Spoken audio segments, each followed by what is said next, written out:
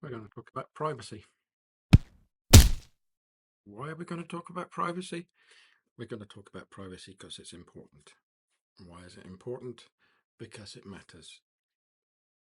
Actually, it's important for various different reasons. And one of the reasons that it's important is that protecting privacy and respecting privacy is the right thing to do. And we've already talked about ethics and stuff like that. So that's a thing. The other is that, of course, there's a legal requirement associated with privacy, and there are laws around it. And so paying attention to it is a legal necessity as an organization. It's easy for us to say things like privacy doesn't exist or privacy is dead and so on and so forth, but that's not strictly true. And if you really think that it's the case, then perhaps you're not thinking about it in the correct way. One of the questions that I've asked before with people is, if you don't believe in privacy, do you, for example, lock the door when you go to the toilet? These things have something to say about your view about what is private and what isn't private. And that's the whole crux of the matter, because privacy is all about the control, your control over things that matter to you, about information that's about you. That's a good enough definition of privacy: control over the things that matter, and understanding what happens with the things that matter when they're outside of your hands. Privacy is also interesting because it's a human right according to the United Nations 1948 Universal Declaration of Human Rights. But we won't go into what that means and stuff too much here. Just remember that whilst you can be cynical about it, it is something which exists and which you can protect and which you can pay attention to, especially when you're using various tools that are available to you. The thing is, of course, that it's not possible to have services given to you, like online or offline, really, without other people knowing stuff about you: name, address, social insurance number, national insurance number, depending on where you are, earnings for taxes and stuff like that. Of course, those pieces of information are very sensitive to you, and you should be worried about who gets to know them. But of course, some people get to know them and have to know them because otherwise they can't do their jobs. Them knowing things about you is not a violation of your privacy. Them knowing things about you allows them to do things for you and to provide services for and about you with other people and with other organizations. You haven't lost your privacy because they have the stuff. In all of the cases, in most of the cases at least, you choose to interact with these organizations and give them your information. In some cases, like the government, for example, and taxes, you can't really choose. But still, you have the right to understand what's happening with that information and to expect that it's going to be looked after. And that brings us to the various principles that are important when privacy is considered. They are about collection and storage, accuracy, and confidentiality.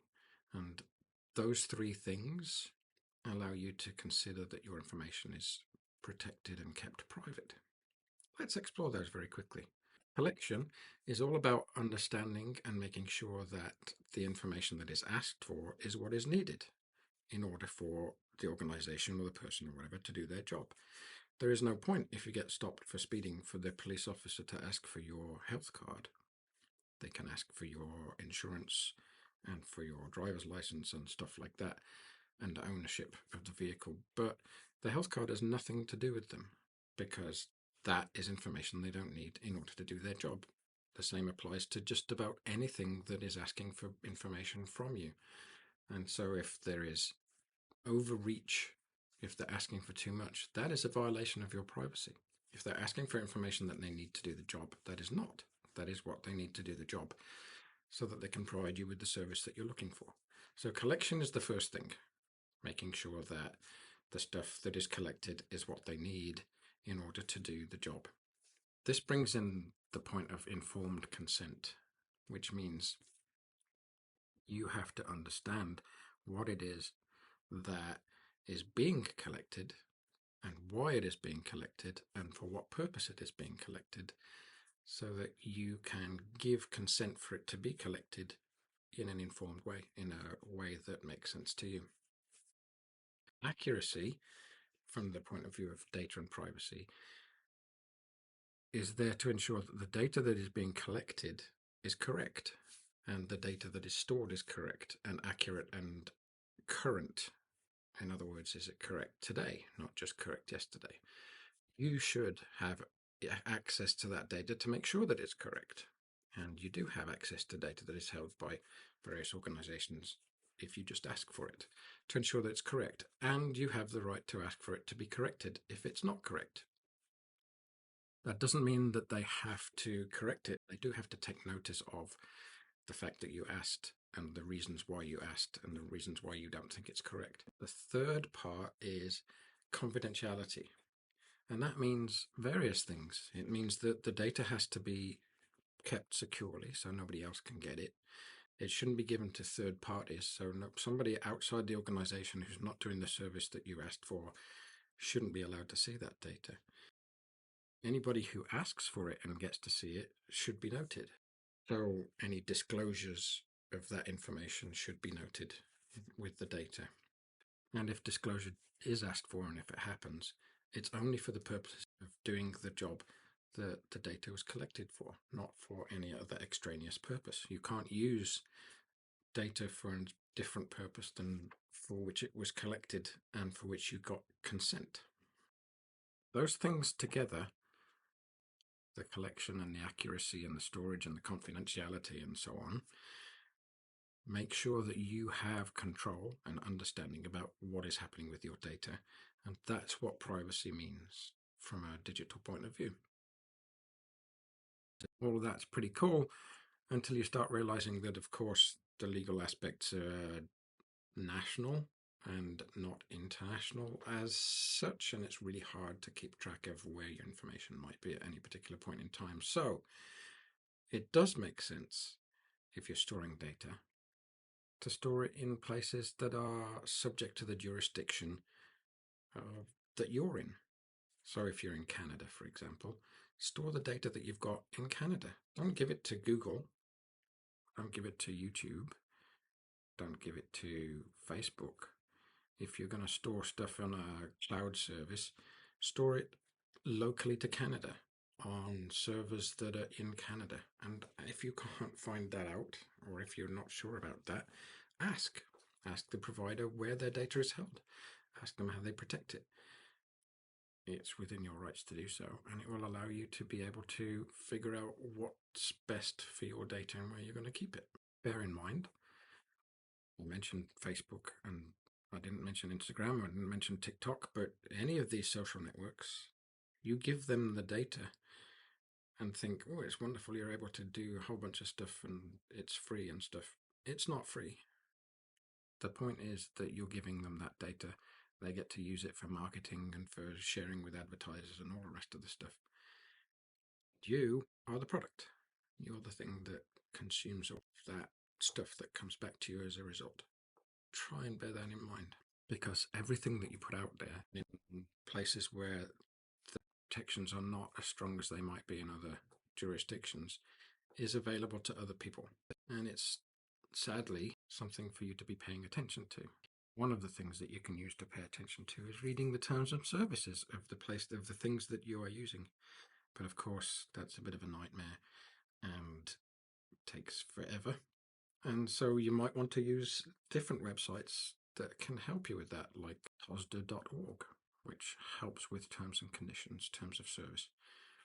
Have a look at it. It might be of interest to you. Of course, all of this matters, and privacy matters, and some organizations, some companies actually market themselves on protecting your information in some way, even though they may or may not protect them in other ways. And different jurisdictions have different rules and different laws around the data, and that helps you in determining where you're going to store it, but also helps those jurisdictions become places where people would want to store data and become places that are known for helping look after rather than hinder, and I'm not going to say any particular countries, privacy online for people. It's not settled. It's not perfect. It's not even close to being right. But there are some places where it's more right than others. There's a lot of things out there and a lot of cynicism and so on, and a lot of people who say, well, privacy is dead, or you shouldn't bother caring about privacy because whatever, it's dead, or I've got nothing to hide, so why would I worry about privacy? I'm going to leave you with a couple of words from Edward Snowden, who you may or may not think very much of, and that doesn't matter. What he had to say in this particular instance is worth listening to, I think. Saying that you don't care about the right to privacy because you've got nothing to hide is no different from saying you don't care about freedom of speech because you have nothing to say, or that you don't care about freedom of the press because you don't like to read. Just because this or that freedom might not have meaning to you today doesn't mean that it doesn't or won't have meaning tomorrow to you or to your neighbor. What's the point? The point is that privacy may not mean very much to you at the moment. It may not mean very much to you tomorrow. But there may come a time when it means an awful lot to you. And certainly there are people around the world to whom it means an awful lot, possibly from the point of view of life or death right now. And so we should be paying attention to it and we should be caring about it.